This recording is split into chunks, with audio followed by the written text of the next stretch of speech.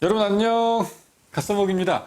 자, 어땠나요? 4월 합평. 아마도 대비가 좀 잘 돼 있는 학생들도 있을 거지만 아마 선생님 생각에 대부분은 만족할 만한 성적을 못 거뒀을 거예요. 그래서 내가 공부를 좀 열심히 해야 되겠구나. 그렇게 생각했을 텐데 괜찮습니다. 선생님이 늘 얘기를 하잖아요. 해설 잘 듣고 여러분들이 무엇이 모자랐는지를 파악을 하면 앞으로 계속해서 발전해 나갈 수 있어요. 그래서 잘 파악을 해서 약점을 조금만 더 보완을 한다면 다음에는 물론 이거보다 잘 볼 수 있겠죠. 6평도 난이도가 꽤 높을 거라고 생각하는데요. 아마 이거보다는 그래도 조금은 높겠지만 그때까지 시간은 충분하거든요. 여러분들이 열심히 기본 개념 좀 닫고 심화 개념 좀 보고 하면 그러면 6평은 이거보다 더 잘 나올 겁니다. 6평에 이르기까지 물론 이제 그 심화 개념까지 보고 좀 문제풀이를 하거나 자료 분석 같은 걸 좀 잘 해 놓으면 훨씬 좋을 거고요. 그리고 수능은 6평 보고 난 다음에 수능까지 또 한참 남았어요. 그때까지 또 이제 열심히 문제풀이 한다면 정말로 9평은 6평보다 더 좋고 수능은 더 좋은 점수를 받을 수 있을 거예요. 그런데 이 4월 학평을 보고 깜짝 놀란 게 뭐였냐면 난이도 괜찮아요. 원래 선생님은 늘 학평은 좀 난이도가 낮다라고 생각하는 편이거든요. 그런데 학평도 4월 학평 같은 경우에는 예전의 학평과는 다르게 3월 학평과는 굉장히 많이 달라졌다는 걸 여러분들이 느낄 수 있을 텐데 난이도가 상당한 문제들, 물론 뭐 이제 낚시 같은 문제들도 좀 있긴 하지만 요거 문제 잘 만들었다, 이 문제는 괜찮다, 킬러 문제 이런 식으로 나올 텐데 그거 정말 핵심 포인트를 캐치를 잘해서 문제를 잘 만들었다, 이런 문제들도 꽤 있었습니다. 그래서 요 4월 학평 문제 여러분들이 잘 보시고 나면 자기 거로 잘 만들면 정말 6평이나 9평 수능까지도 아마 여러분들의 큰 재산이 될 거예요. 자, 그러면 첫 번째 문제부터 가보도록 할게요. 다음은 언어 외계행 성계에 대한 기사의 일부이다. 한글 이름을 사용하는 외계행 성계 백두와 한라라고 얘기를 했는데 이게 이제 오답률 1이거든요. 사실은 이건 여러분들이 낚인 겁니다. 이 문제는 여러분들이 낚인 건데요. 뭘 낚였는지 한번 생각을 해볼게요. 우리나라 천문학자가 발견한 외계행성계 중심별과 외계행성 이름이 각각 백두와 한라가 선정되었다. 한라는 백두의 시선속도 변화를 이용한 탐사 방법으로 발견했다. 여기서 여러분들이 시선속도 변화하는 건 백두잖아요. 그럼 백두가 중심별이고 한라는 백두 주위를 돌아가는 행성이구나, 이런 생각을 했었어야죠. 행성 안 보인다 그랬잖아요. 외계행성은요. 중심별을 보고 후퇴 속도, 접근 속도, 청색 편의, 적색 편의가 크게 나타나는 걸 우리가 관측해서 저거 왜 돌아가지? 행성이 있기 때문이구나, 이렇게 생각하는 거죠. 이 자료를 줬어요. 그래서 이 자료를 보고 여러분들이 생각해야 되는 건 뭐냐면, 일단 선생님이 그런 얘기 하는 거 기억날 거야 아마. 그려라. 이거 그려서 푸는 게 제일 좋다. 그래야 헷갈리지 않는다 라고 얘기를 했던 건데요. 일단 이쪽이 후퇴입니다. 적색 편의가 이때가 제일 크게 나타나요. 그때 이제 T1인 거죠. 제일 빨리 우리한테 멀어지고 있는 거예요. 제일 빨리. 거리가 멀다가 아닌 거고, 그 다음에 이제 0이고, 이때는 접근 후퇴가 없는 거고, 다시 이게 마이너스 됐다가 접근이죠, 접근. 그랬다가 다시 또 0이 됐을 때, 그때가 T3예요. 이걸 어떻게 생각하면 좋을까요? 그려야죠. 그림을 그리는 게 최고입니다. 옆에다가 한번 큼지막하게 그려볼까? 이렇게 그리면 되죠. 그림 어렵지도 않아요. 중심이 있고, 공통질량 중심이 있고, 여기에 별이 돌아가고, 그 바깥에 행성이 돌아가는 거고, 지구에서 이렇게 쳐다보는 거잖아요. 그죠? 자, 만약에 중심별이 여기 있다가 그게 뭐예요? 백두입니다. 백두. 그죠? 이쪽으로 간다. 접근 후퇴가 없어요.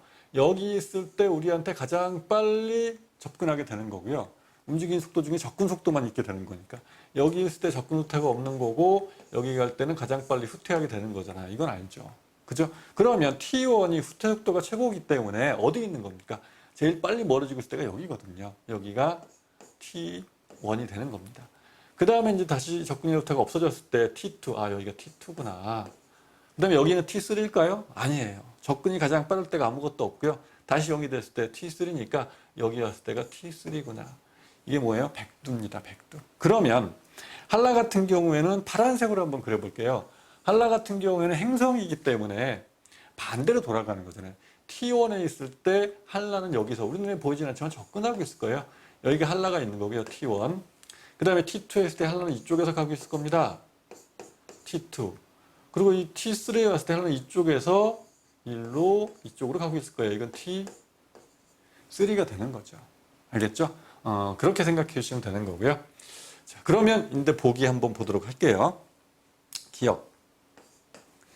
T1일 때 백두는 적색 편익이 나타난다. 사실은 이건 자료만 봐도 알 수 있잖아요. T1일 때 후퇴가 가장 빠르기 때문에 후퇴하는 거, 파장이 길어지는 거잖아요. 그래서 우리가 적색 편이라고 얘기를 하는 거죠. 기억은 맞는 얘기고요.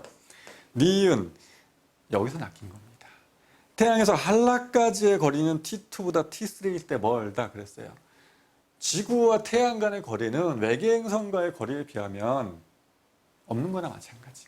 지구에서 보나, 지구가 사실 태양으로 돌아가긴 하지만 태양에서 보나 이거 마찬가지거든요.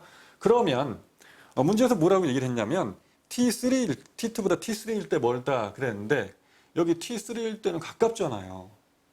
라고 생각하고 X를 쳤겠죠. 니은에서. 그래서 낚인 거죠. 왜냐하면 실제로 물어본 건 백두가 아니고 뭘 물어봤어요? 한라를 물어봤잖아요. 한라. 그러니까 한라는 T2일 때 우리한테 가까워요. 그죠? T3일 때 백두거리한테 제일 가깝고 한라는 제일 멀리 있는 거죠. T3일 때 한라가 멀거든요. 그래서 니은 보기가 맞는 얘기입니다. 아마 여러분들이 이거는 해설지를 보고 아차 니은 보기 낚였구나. 가장 많이 틀렸을 거예요. 사실 낚인 거죠. 그래서 물어보는 게 행성을 물어보는 건지 중심별을 물어보는 건지 이런 것들은 이렇게 흔히 나옵니다. 그래서 우리가 중심별에 꽂혀갖고 그리고 행성을 물어보는데 자꾸 중심별을 생각하고 푸는 경우가 있어요. 그러면 안 되는 거죠. 알겠죠? 자, 디귿 보기 보겠습니다.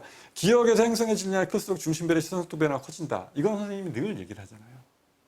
행성이 있기 때문에 중심별이 움직이기 시작하는 거고 행성의 질량이 크면 큰 게 발견되기 좋지 않냐. 공통 질량 중심이 좀 멀어지고 중심별이 빨리빨리 돌아가기 때문에 적공호태가 더 크게 나타나서 발견하기 좋다. 그런 얘기 많이 했죠. 디귿 맞는 얘기라서 답은 기억, 니은, 디귿이 다 맞는 얘기가 되겠습니다. 자, 그 다음 오답률 이 문제는 이제 14번 문제인데요. 이 문제는 여러분들이 조금 생각할 필요가 있습니다. 뭘 생각해야 되냐면요. 자, 이거 좀 이상한데? 라고 문제를 보면서 이런 생각을 좀 했어야 돼요. 서로 다른 두 별 A와 B에서 방출되는 복사에너지의 상대 세계의 수소흡선의 파장을 나타낸 것이다. A와 B를 비교하는 설명으로 옳지 않은 것은 그랬는데, 자, A는 지금 X축이 파장이고요. Y축이 복사에너지의 상대 색이니까 가장 센 에너지를 가진 파장이 나타나는 그 범위가 이쯤 되잖아요. 요게 바로 뭐가 되는 거냐면 A의 람다 맥스가 되는 거예요. 그죠? B 같은 경우에는 어때요? B는 가장 센 에너지를 가진 파장이 이쯤에서 나타나거든요. 요게 B의 람다 맥스가 되는 거죠. 그러면 고온인 물체에서 짧은 파장을 낸다고 했으니까 B가 파장이 더 짧아요. A보다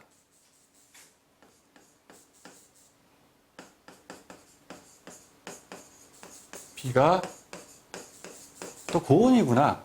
이런 생각을 할 수 있어야 됩니다. 그런데 이상한 건 뭐냐면 근데 복사에너지가 상대적인 색인데 곡선의 밑면적을 보면 그러니까 B에서 나오는 모든 에너지들 다 합해보면 이 곡선의 밑면적이 되는 거거든요. B는 이만큼이에요. A는 보나마나 그거보다 훨씬 더 많죠. 저온인데 왜 방출하는 에너지를 다 더해보면 A가 훨씬 더 많지? 여기서 이런 느낌이 들어야 되는 거죠. 반지름이 크기 때문이구나. 이 곡선의 밑면적은요, 방출하는 에너지량을 나타내는 건데요. 별이 방출하는 에너지량, 그게 광도잖아요. 광도는 사실은 뭐죠? 온도의 4제곱. 그죠? 반지름의 제곱에 비례합니다. 이 얘기는 많이 했잖아요.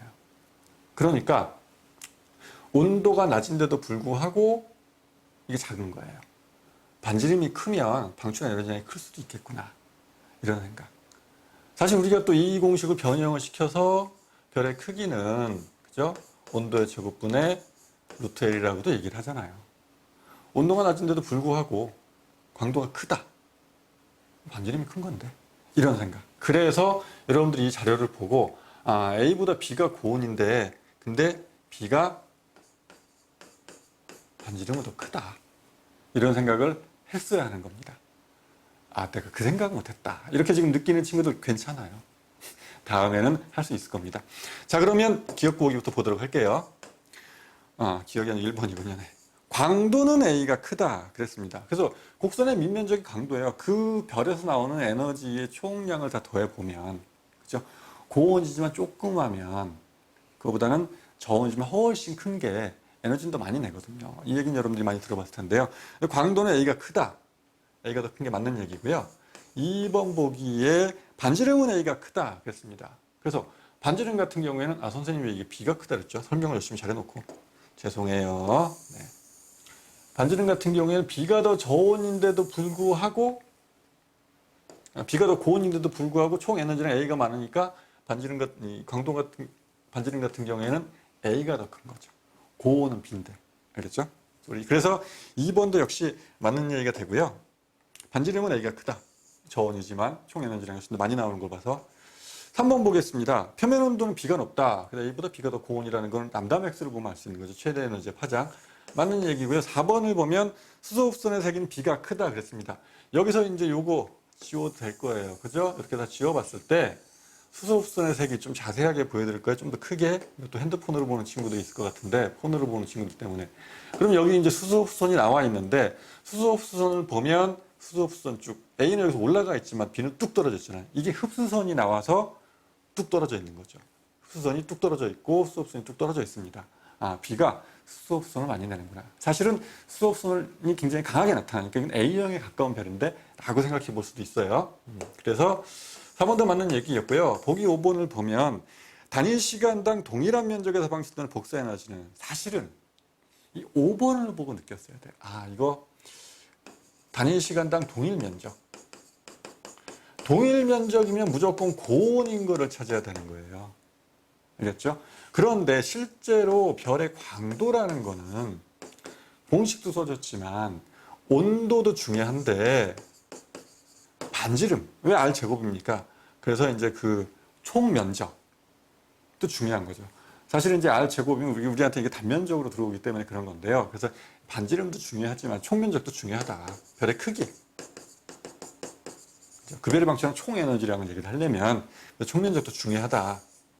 우리가 이제 단면으로 보이는 거지만 그 별이 방출하는 총 에너지량을 구해서 사방으로 뻗어나가는 거니까 총 면적도 중요한데 여기서는 단위 시간당 동일한 면적이라고 얘기를 했기 때문에 이걸 단위 면적이라고 표현하기도 하거든요. 그거는 온도에만 연관이 있는 거예요. 그죠? 그래서 그건 온도에만 연관이 있지만 요거는 같은 면적이라고 보면 이것까지 고려를 해줘야 총 광도를 구할 수 있는 거다라는 생각을 했어야 되는 거죠. 그렇습니다. 그래서 요번이 복사는 A가 크다. 이건 파장이 짧기 때문에 파장이 짧은 람다맥스가 작은 B가 더 고온이기 때문에 B가 크다 해야 되는 거죠. 자, 그 다음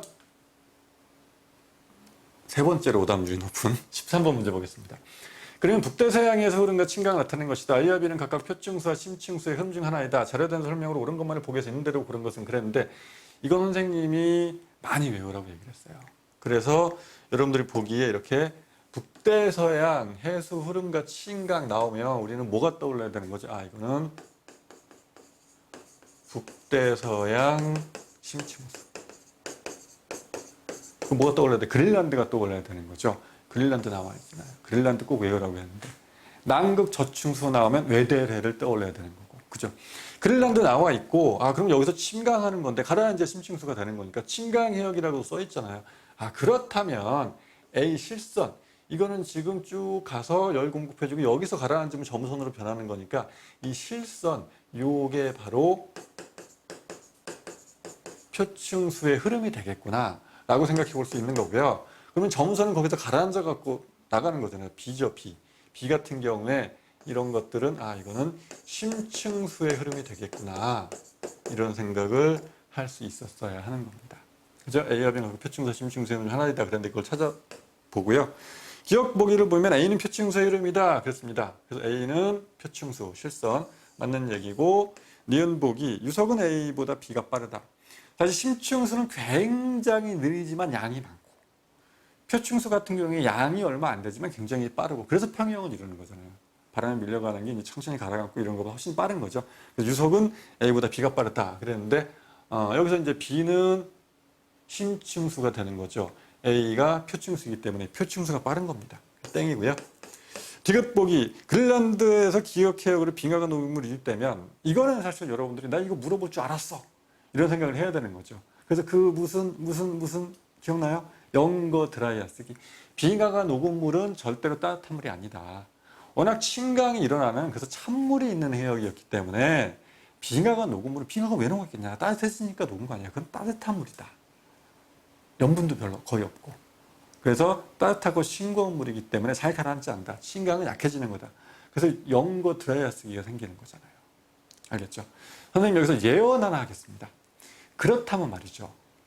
조금 더 어려운 문제 낼 수도 있어요. 뭐냐면 침강이 약해지면 여기 온도 어떻게 돼요? 낮아지죠. 따뜻한 표층에서 공급이 안 되니까. 거기서 한 걸음 더 나가 보세요. 한 걸음 더 나가 보면 그렇다면 이 아래에 적도 지역의 따뜻한 해수는 자꾸 이쪽으로 가서 적도에 남는 걸 공급을 해줘야 되는데 이게 이제 공급이 안 돼요. 느려졌어요. 침강이 안 되기 때문에. 그러면 적도는 에너지가 남게 되죠. 옮겨주는 게 없어지니까. 그래서 여기서 이제 침강이 잘 안 일어난다 뿐만이 아니고 침강이 잘 안 일어났을 때 이 지역은 따뜻한 해수가 공급이 안 되기 때문에 오히려 기온이 낮아질 수 있지만 적도는 물어보면 어때요? 적도 지역은 오히려 기온이 높아질 수 있다. 적도에 그 열 에너지 남는 게 이쪽으로 공급이 안 되기 때문에 여기까지. 그런 문제도 낼 수 있습니다. 알겠죠? 거기까지 이해하면 완벽할 거예요. 사실 이런 모의고사 해설을 여러분들이 보는 이유이기도 해요. 다음에 이런 문제가 나오면 이렇게 풀어야 되겠구나. 이런 생각을 해야 되는 거죠. 알겠죠? 그래서 침강이 강해진다. 땡. 약해지는 겁니다. 자, 그 다음 이것도 좀 당황했을 수 있어요. 그런데 이거 사실 딱 읽어보면 태평양 적도 부근 해역이고요. 무역풍의 동서방향 풍차 20도 등동성 깊이면의 편차가 시간에 따라 나타나는 것이다. 편차는 뭐 관측값 빼기 평균값이니까 편차가 플러스면 무조건 이건 센 거다. 라고 얘기를 했잖아요. 그래서 무역풍이 서쪽으로 향하는 방향으로 한다. 이걸 딱 읽고 여러분들은 아 이건 엘니뇨 라니냐 문제네. 라고 생각을 했어야 하고 선생님이 엘니뇨와 라니냐는 늘 이렇게 얘기를 하잖아요. 평상시가 중요하다. 평상시 그림은 선생님 강의를 열심히 들은 친구들이라면 이제 그릴 수 있을 거라고 생각합니다. 간단하게만 그려볼게요. 이렇게 그려주시고 평상시에 그 다음에 여기 이제 페루 앞바다 동태평양 서태평양 쪽에 오스트레일리아나 아니면 인도네시아가 있는 거죠. 그래서 무역풍 잘 불고 하강기류 고기압 저기압 공기 상승하고 구름 생기고 비 많이 온다 라고 생각해 볼 수가 있습니다. 자, 그렇다면 가에서 무역풍이 서쪽으로 향하는 방향을 양으로 한다. 무역풍은 원래 동해서로 가는 거예요. 이 지역에서. 서쪽으로 향하는 게 양이니까 이게 더 세지면 무역풍이 강해졌다. 라니냐가 되는 거거든요. 그러면 여기를 보면 이게 세졌잖아요. 플러스 값이 나와 있는 거죠. 돋보기로 보여드릴게요. 플러스잖아요. C에서는 이게 플러스니까 이거 라니냐구나. 마이너스예요. 무역풍이 약해진 거죠. 엘니뇨구나. A에서는 0입니다. 관측값 빼기 평균값이 0이에요. 관측값도 평균값이랑 똑같다. 평상시구나. 이런 생각을 했었어야 되는 거죠. 그래서 여러분들이 A는 평상시고 이거 평상시고 이거는 B는 엘니뇨고 이거는 라니냐구나 이런 생각을 했어야 돼요. 그 다음에 20도씨 등선선 깊이 편차라고 그랬는데 사실 저거는요. 이거 엘니뇨와 라니냐라는 걸 이해하는 순간 그냥 끝나거든요. 근데 좀 더 구체적으로 얘기를 해보면 뭐 해석지에는 그냥 간단하게만 나와 있지만 자 20도씨 등수원선 이거 표면일까요? 표면에 있는 해수일까요? 적도 부근이잖아요. 적도는 굉장히 덥죠.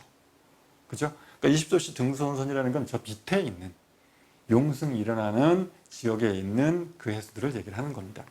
그렇다면 라니냐 때는 어떻게 된다고요? 라니냐 때 이거 세지잖아요. 라니냐 때는 이렇게 되는 거죠. 그럼 어떻게 돼요? 깊이가 얕아지는 거예요. 이쪽에서 찬물이 잘 올라오니까 20도씨 등수원 깊이가 얕아져야 돼요. 그래서 마이너스로 표현이 되어 있는 겁니다. 이쪽에서 깊이가 얕아졌다.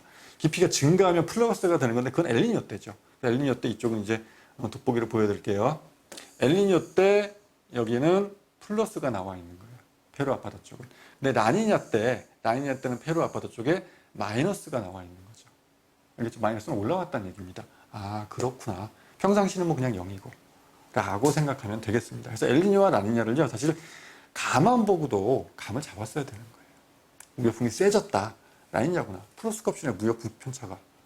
그러면 정말 문제 쉽게 풀릴 수 있었던 거죠. 기억보기부터 보겠습니다. 자, 기억보기 보면요. 동태평양의 용승은 A보다 B가 강하다. 용승 언제 강해요? 평상시보다 라니냐 때 강한 거죠. 엘니뇨 때 평상시보다 엘니뇨 때는 용성이 약해져야 되는 거예요. 동태평양에서. 그래서 기온은 강하다. A보다 B가 강하다. 땡이고요. 니은보기 동태평양과 서태평양의 수온약층의 깊이 차이. 수온약층 깊이 차이. 그랬는데 수온약층은 이거 여기 선 하나 긋고 여기 수온약층이 있다 그랬잖아요. 위에는 혼합층인 거고. 그죠? 그러면 이렇게 돼버리면 서태평양 깊어지고 동태평양 얕아지죠. 깊이 차이가 깊이 차이가 커지는 거죠.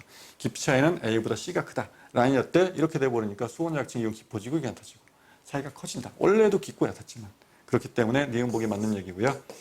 디귿 보겠습니다. 서태평양에 있으면 평균기압분의 동태평양에 있으면 평균기압은 B보다 C가 크다 그랬는데 요것도 좀 생각해 볼 게 있어요. 그래서 이거 뒤바꿔서 내면 또 어려워지거든요. 원래는 그냥 여러분들이 아마도 선생님이 늘 얘기하잖아요. 평상시에 양쪽의 기압 차이 크고 하수면 높이 차이 크고 수온 차이 크다. 그랬는데 정확하게 얘기를 하자면 물어본 게 뭐냐면요. 여기서 서태평양 분해 동태평양을 물어봤거든요. 서태평양 쪽은 원래 저기압이에요. 그러니까 이 값이 작은 거죠. 동태평양 쪽은 원래 고기압이에요. 이 값이 큰 겁니다. 라니냐가 돼요. 라니냐가 되면 어때요? 더 커지기 때문에 차이가 더 커지기 때문에 고기압은 더 커지고 동태평양 쪽에 저기압은 기압이 낮을수록 저기압이잖아요. 더 작아지고 이 값이 어떻게 돼? 아래가 더 작아지고 커지니까 더 증가하겠구나 라고 생각할 수 있는 거죠. 라니냐 때 더 커집니다. B보다 C가 크다 맞는 얘기인 거죠. 알겠죠? 그렇게 생각해 주시고 근데 이거를 아래를 동태평양 위에 서태평양을 놓으면 바뀌게 되는 거 그것도 조금 꼼꼼하게 생각해서 풀 수 있어야 되는 거예요. 자, 그 다음 19번 문제 보겠습니다. 그림과는 은하 B에서 관측되는 은하 A와 C의 후퇴 방향과 은하 사이의 거리를 나는 은하 B에서 관측되는 은하 A와 C의 스펙트럼을 나타낸 것이다. 정지 상태에서 파장이 람다 제로인 방지선은 각각 파장이 람다 A와 람다 C로 적색 편집되어 있다. 사실은요, 이 앞에서 풀어본 문제들까지는 문제도 그래도 첫 번째 문제는 사실 여러분들 좀 낚인 거고요. 나머지는 좀 신선했어요. 그래도 기존에 좀 볼 수 없었던 그런 자료 아니면 그런 컨셉으로 문제를 좀 만들었는데 이 19번은 사실 여러분들이 틀렸으면 안 돼요. 이건 워낙 많이 나왔던 거거든요. 이런 거는. 그 선생님이 이런 거는 굉장히 많이 나올 거기 때문에 잘 봐야 한다. 익혀둬야 한다. 그런데 어떤 생각이 떠올라야 돼요? 일단 딱 이거 보면서 공식이 하나 떠올라야 되는 거죠. 후퇴 속도 V는 원래 파장 분의 파장 변화량 델타랍니다. 이거 어떻게 구해요? 파장 변화량? 관측 파장에서 원래 파장을 빼주면 되는 거죠. 곱하기 광소. 이 공식이 떠올라야 되는 거죠. 그리고 은하 B에서 봤더니 A까지 100메가파섹, C까지는 200메가파섹이에요. 그러면 거리가 멀수록 더 빨리 멀어지는 거잖아요. 그게 뭐예요? V는 HR인데 허블 상승 일정한 값이니까 거리가 2배, 속도도 2배 커져야 되는 거죠. 그래서 C가 B에서 봤을 때 A보다 C가 2배, 속도가 더 크게 멀어지겠구나. 이런 생각을 했었으면 됩니다. 그런 거죠. 자, 그러면 한번 보도록 할게요. 여기까지 생각하고요. 그 다음에 이게 614고 628이거든요. 느낌이 좀 오지 않아요? 느낌이? 어떤 느낌이 와야 돼요? 614와 628의 차이는 얼마입니까? 14만큼 차이가 나는 거죠. 14만큼 차이가 나는 건데요, 파장이. 근데 이 B에서 A를 봤을 때, B에서 C를 봤을 때 2배 차이가 나야 되는 건데. 그러면 원래 파장, 여기서 사실 변할 수 있는 게 광속은 일정하니까. 원래 파장이 일정하잖아요. 그럼 델타 람다 차이가 2배가 되면 속도가 차이가 2배가 되는 거거든요. 그죠? 그럼 원래 파장이 600이었겠네. 그래서 요거는 14만큼 증가한 거고 원래 파장 600이니까 14만큼 증가하고 또 14만큼 증가하면 그래요. 28만큼 증가하면 되잖아요. 14 증가하고 14 증가하면 그러니까 2배가 되네. 속도 2배 차이 나겠네. 이런 생각. 그건 사실은 여러분들이 보고 할 수 있었어야 되는 거예요. 자료를 보고. 다음에는 꼭 요거 틀린 친구들은 그렇게 생각하시기 바라고요. 자, 기억 틀린 친구는 없겠죠. 얘가 우주의 중심이야. 이렇게 얘기하는 순간 그건 땡입니다. 우주의 중심은 누구도 모른다. 알 수 없다. 가 답이라고 눈이 강조했었고요. 니은 보기. A에서 관측되는 후퇴 속도는 그랬는데 이제 A에서 보면 B, C 이렇게 나와 있잖아요. C가 B의 3배이다 그랬습니다. 만약에 A에서 본다면 B까지의 거리는 1인데 그죠? B까지의 거리는 1이고 요 거리가 1인데 여기까지 2니까 C는 사실 거리가 얼마다 A에서 보면 B는 1일 때 C는 3이 돼요. 여기서부터 2가 되는 거기 때문에 3배 멀면 거리가 3배야 후퇴 속도 3배가 돼야 되는 거죠. 그래서 C가 B의 3배이다. 니은 보기 맞는 얘기인 거고요. 디귿 보기 람다 제로 600나노미터예요. 사실은 여러분들이 여기다 람다 제로를 넣어도 600 맞나? 600 넣고 이거는 600인데 14니까 14만큼 파장이 변화했구나. 그런데 요거는 600이면 28만큼 2배 됐네. 이거 일정하고 요거 일정한데 이게 2배 되면 속도 2배 되는 거잖아요. 그렇게 해서라도 풀었어야 하는 거예요. 알겠죠? 디귿 보기 맞는 얘기고요. 답은 니은 디귿이 답이었습니다. 자, 그 다음 보겠습니다. 자, 그림은 서로 다른 질량의 주기혈성 A1과 B1이 지나가는 경우의 일부를 일시각도에 나타낸 것이다. A2와 A3, B2와 B3 각각 별 A1과 B1이 지나가는 경로상이 일치한 별이고 A와 B의 중심맥에서는 헬륨-핵융합 반응, 이게 포인트죠. 중심맥에서 헬륨-핵융합 반응이 일어난다. 이거는 주기혈성이 아닌 거예요. 주기혈성은 중심맥에서 수소핵융합 반응이 일어나야 되는데 넌 거성이 돼버렸구나. 그런데 A가 지금 큰 주기혈성이고 B가 질량이 작은 주기혈성이니까 이 정도 큰 주기혈성이면 이거는 사실은 뭐가 돼야 되는 거예요? 초거성 정도 됐겠는데? 라고 생각해 볼 수 있어요. 요거는 거성되겠는데? 라고 생각해 볼 수 있습니다. 알겠죠? 자, 기억. 별의 질량은 A1보다 B1이 크다. 그럴 리가. A1이 큰 주기혈성이잖아요. 땡인 거고, 니은 보기. A와 B의 내부에서는 수소핵융합 반응이 일어나지 않는다. 여기서 많이 낚였을 거예요. 또 이것도. 사실은 근데 많이 설명했잖아요. 내부가 핵만 얘기하는 거 아니죠. 그래서 중심 핵에서 이게 이제 별 이만하면 중심 핵에서 수소가 헬륨으로 다 바뀌었고 그래서 헬륨 핵융합 반응이 일어난다. 헬륨이 탄소로 바뀌는 반응이 일어날 때 사실 이제 헬륨만 딱 만들어졌을 때 이게 수축하면서 압력이 점점 바깥으로 빠져나가면서 수축하기 때문에 그 압력에 의해서 요 바깥에 수소가 헬륨으로 변하는 반응이 나타나는데 이것도 수소의 융합 반응인데 그게 어디서 일어나는 거다? 수소각 혹은 수소 껍질에서. 그러니까 별의 내부의 수소각이 수소 내부, 별의 내부잖아요. 별의 내부에서 수소 핵융합 반응이 일어나는 거죠. 중심에서 헬륨 핵융합 반응이 일어나는 거고. 니은 보기는 그렇게 이해를 해야 되는 거죠. 이건 사실 강의에서 많이 강조한 내용입니다. 일어나지 않는다. 땡이고요. 디귿. 사실 답은 디귿밖에 없어. 디귿 동그라미 친 친구들도 있을 텐데 A1의 반지름분의 A3의 반지름. 그럼 이제 사실 해석지에 보니까 약간 좀 이렇게 불친절하게 해설이 나와 있더라고요. 그래서 큰 별일수록 초고성이 훨씬 더 많이 커지는 거다. 라고만 나와 있는데 그거를요 여러분 그렇게 생각하지 마시고 이런 거 물어봤을 때 별의 반지름을 물어보는 거잖아요. 별의 반지름 여러분들 구할 수 있어요. 어떻게 구하는 거죠? 별의 반지름은 늘 얘기하지만 이 공식 정도는 이제 기억을 하고 있어야 되는 거죠. 그렇다면 A를 한번 보세요. A 같은 경우에는요, 표면 온도가 어때요? 진짜 많이 줄어들었습니다. 3.0 정도에서요, 0.4까지 줄어들었어요. 엄청나게 많이 줄어드는 거예요. 이게 무지하게 많이 감소했습니다. 엄청 크게. 그런데 이제 루트 L, 강도 같은 경우에는 조금만 증가했거든요. 약간만 증가했어요. 조금 증가. 이게 엄청 많이 감소하면 그 제곱 그만큼 감소한 그 제곱만큼 반지름이 커지는 거예요. 무지하게 반지름이 커져야 되는 거죠. 그런데 B 같은 경우에는 온도 차이 별로 안 나요. 이거 조금만 감소했어요. 그건 이거에 큰 영향을 못 주는 거예요. 광도 좀 늘어났는데 이거 루트 L이기 때문에 별로 그렇게 온도만큼 큰 영향을 못 주죠. 오케이. 이해했죠? 우리 거니까. 그죠? 그래서 A가 훨씬 더 많이 커졌겠구나 라는 거를 이 공식으로도 이해할 수 있으면 정말 훌륭한 학생이고요. 그렇게 생각하는 습관을 들여야 돼요. 알겠죠? 디귿은 맞는 얘기였고 이 문제는 그렇게 보시면 되는 거였습니다. 자, 16번 보도록 할게요. 그림은 질량이 서로 다른 주기혈성 A와 B의 내부 구조를 나타낸 것이다. 이에 대한 설명으로 옳은 것만을 보기에서 있는 대로 고른 것은 단 별의 크기는 고려하지 않는다 했지만 사실 우리가 딱 보기에 같이 그려놨지만 같은 크기로 크기는 고려하지 않고 그려놓은 거기 때문에 대류핵, 그냥 핵 아니고 대류핵이야. 훨씬 큰 뭐예요? 주기혈성. B, 그냥 핵이에요. 이거는 작은 주기혈성. 여기서 문제는 끝난 거죠. 그냥 기억, 별의 질량은 A보다 B가 작다. B가 작다 맞는 얘기고요. 니은 보기. A와 B는 정력학 평형 상태에 있다. 주기혈성이에요. 정력학 평형 상태가 맞죠. 주기혈성은 항상 정력학 평형 상태고 중심의 핵에서 수소핵융합 반응이 일어난다. 이거는 기본입니다. 디귿 보기 볼게요. 수소액융합 반응 중 C에너 순환 반응이 차지하는 비율은 A보다 B가 높다. C에너 순환 반응 뭐예요? 큰 주기율성에서 우세하게 일어나는 거잖아요. 이 정도는 알죠. 태양 질량 1.5배 뭐 이런 거 우리 알잖아요. 그죠? 그래서 디귿 보기 역시 땡이군요. A보다 B가 높다. B는 뭐가 우세해야 돼요? PP 반응. 양성자 양성자 반응이 우세해야 되고 A가 훨씬 C에너가 우세할 겁니다. 답은 기억 니은이었고요. 자, 그 다음 7번 문제 볼까요? 자, 7번째 오답률을 가진 문제인데요. 그림과는 어느 태풍 이동 경로의 중심기압을 나뉘 태풍이 영향을 받은 날 우리나라의 관측소 A의 특정한 기압과 풍량을 나타낸 것이다. 이에 대한 설명으로 옳은 것만을 그랬습니다.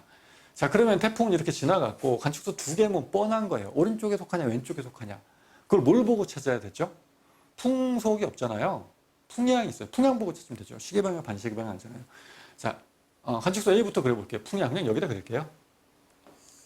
풍량은요, 여러분들이 이렇게 마음에 안 든다. 네, 이쪽에다 그리겠습니다. A 같은 경우에 풍량 이렇게 그리고 북, 남, 동. 늘 선생님 풍량 이렇게 쓰는 거 많이 가르쳐 주잖아요. 자, 처음에 쭉 다가오기 시작하면 처음에 북동풍이야. 북동 쪽에서 불어오다가 그다음에 풍량이요. 그러면 이게 풍량일 수도 있잖아요. 이런 친구들 있거든요. 그러면 좀 이상해지는 거죠. 왜냐하면 풍량이 이렇게 됐다가 이렇게 되면 다시 가다가 다시 돌아가는 거예요. 그런 건 아니에요. 시계 방향, 반시계 방향을 얘기하잖아요. 풍량이 이거면 풍량이 이렇게 변하다가 다시 돌아가는 거예요. 그건 아니거든요. 점선이 풍량인 거고요. 쭉 보면 북동풍에서 북풍, 북동에서 북풍 갔다가 서풍, 북동풍에서 북풍 갔다가 서풍까지 이렇게 풍량 변화. 이거 보니까 반시계 방향이죠. A는 안전 반환이구나. 이 생각이 들었어야 되는 겁니다. B 한번 해볼게요. B 같은 경우에 똑같아요. 북쪽, 남쪽, 동쪽, 서쪽 그려놓고 B는 여기서부터 시작하는 거거든요. 북풍에서 시작합니다. 북풍인데 그게 동풍 쪽으로 가요. 동풍 쪽으로 가고 동풍을 넘어가서 여기 온 거예요. 동풍에서 남풍 쪽으로 갑니다. 동풍에서 남풍 쪽으로 가는구나. 서풍 쪽까지 가죠. 이렇게 돌아가는 거예요. 풍량 이렇게 돌아가는 겁니다. 이거 뭐야? 시계 방향이잖아요. B 너는 위험 반환이구나. 위험 반환. 이라고 생각할 수 있어요. 알겠죠? 만약에 선생님이라면 이렇게까지 자료 해석을 했을 것 같아요. 그런데 그럼 이거는 이제 기압일 텐데 이 선은 기압일 텐데 그럼 관측소 A는 지금 한 6시 정도 됐을 때가 기압이 제일 낮아요. 가깝게 지나갔구나. 안전반응이 왼쪽에 있으면서. 그럼 여기 6시거든요. 6시인데 왼쪽에 있다. 이쯤에 있겠네. 육지에서 관측한 거겠죠. 그죠? 그 다음에 관측소 B 같은 경우에는 12시 되기 조금 전에 중심기압이 제일 낮아요. 그때 태풍이 가장 가깝게 지나간 거거든요. 그러면 12시 조금 전에 중심기압이. 근데 얘는 위험반에 오른쪽에 있어야 돼요. 이쪽에 있겠는데. 그러네. 그런데 여러분 중요한 게 하나 있죠. 이 문제는 이게 마음에 들었어요. 선생님 같은 경우에는. 이건 잘 냈다. 뭐가 마음에 들었냐면 잘 보면 위로 올라가면서 중심기압이 975에서 여기가 985가 됩니다.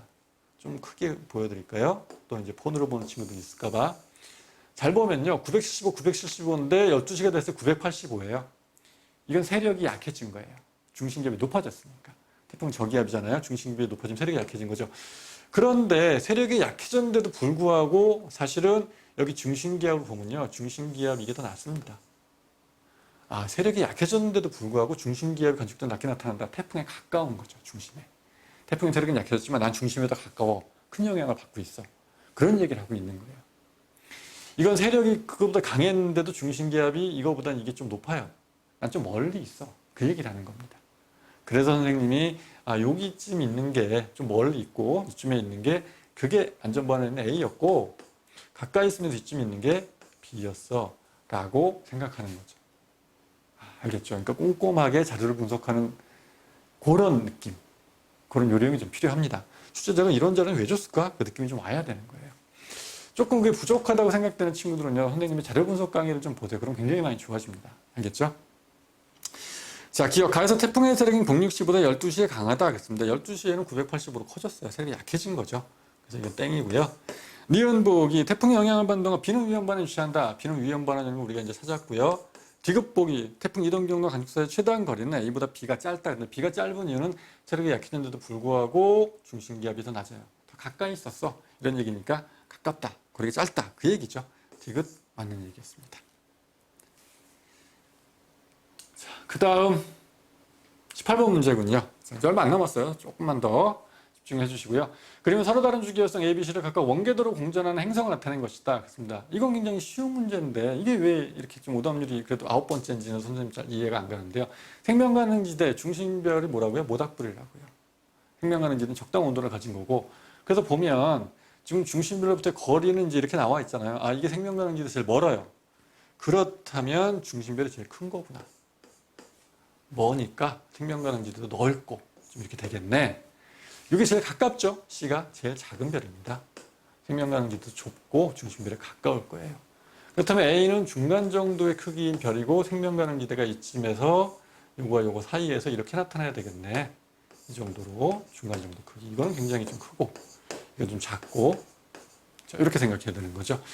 자, 그러면 기억은 이제 액체 상태의 물이 존재할 수 있는 가능성이 있는 거니까 여기가 지금 100도씨 정도 되고 여기는 0도씨 정도 되고 그 사이의 온도를 유지하겠지만 니은 같은 경우에는요. 생명가능지대가 가까이 있어요. 중심별에. 이건 뜨거운 거다. 고온, 행성이. 생명가능지대 바깥에 0도씨보다 더 저온인 거죠. C는 저온이구나 라고 생각할 수 있었어야 됐던 거죠. 자, 기억보기. 기억의 물에서 액체 상태로는 맞는 얘기고요. 니은보기. 행성의 평균 표면 온도는 행성의 온도 물어봤거든요. 그럼 누가 제일 고온인 거예요? 니은이 제일 고온이고 디귿이 제일 저온인 거죠. 니은보다 디귿이 높다 그랬는데 디귿이 저온인데 땡. 디귿보기. 생명가능지대 폭은 A, B, C 중 C가 가장 넓다 그랬습니다. B가 중심별이 큰 별이기 때문에 생명가능지대 제일 멀리 있잖아요. 생명가능지대 속한 행성이. 이게 제일 넓어야 되는 거죠. 폭은 그래서 A, B, C 중 C가 아니고 B가 돼야 되는데 땡. 자, 기억만 맞는 얘기였고요. 마지막 문제 한번 풀어보겠습니다. 이건 사실 대부분 맞았을 거예요. 이제 오답률 10인데 그랜가는 우주에 대한 두 과학자의 설명을 나눈 현재 우주를 구성하는 요소의 비율을 나타낸 것이다. 기억, 니은, 디귿은 각각 보통물질, 암흑물질, 암흑에너지 중 하나이다. 그랬습니다. 그러면 일단 자료를 봤을 때 아하, 제일 많은 거 암흑에너지. 그죠? 이거 암흑물질. 디귿이 우리 눈에 보이는 보통물질. 이구나라고 생각했어야 하는 거고요. 나사는 실제 회전 속도 과학적으로 관측하는 물질을 통해 예상한 회전 속도 달랐습니다. 이거 선생님이 암흑물질 보이지도 않는데 우리가 어떻게 알아냈냐? 이거 할 때 설명을 해줬었죠. 개념 강의에서도 중력 나오면 뭐라고 떠올려야 돼요? 당기는 힘, 질량이 있는 그래요. A는 암물이구나. 그래서 여기서 이제 암흑물질이 니은이기 때문에 이건 니은 얘기하는 건데 라고 생각해야 되는 거고요. 먼 거리에 위치한 원A형 초신성이 나오면 일단 뭐예요? 팽창한다. trọng力으로. 이거는 암흑에너지를 얘기를 하는 거죠. 팽창하는 힘. 그래서 이제 암이고 암흑에너지 얘기하는 거고요. 이거는 기억이구나 라고 찾아주시면 됐을 겁니다. 자, 좀 꼼꼼하게 풀어봤는데 여러분들이 아마 이제 좀 뭐 해설 강의를 보면서 아, 내가 맞은 문제라도 선생님이 보는 거랑 관점이랑 조금 다르거나 이런 거를 느꼈으면 더 좋았을 것 같고요. 주어진 자료를 어떻게 해석해야 되는지 조금 더 많이 배워봤으면 좋겠습니다.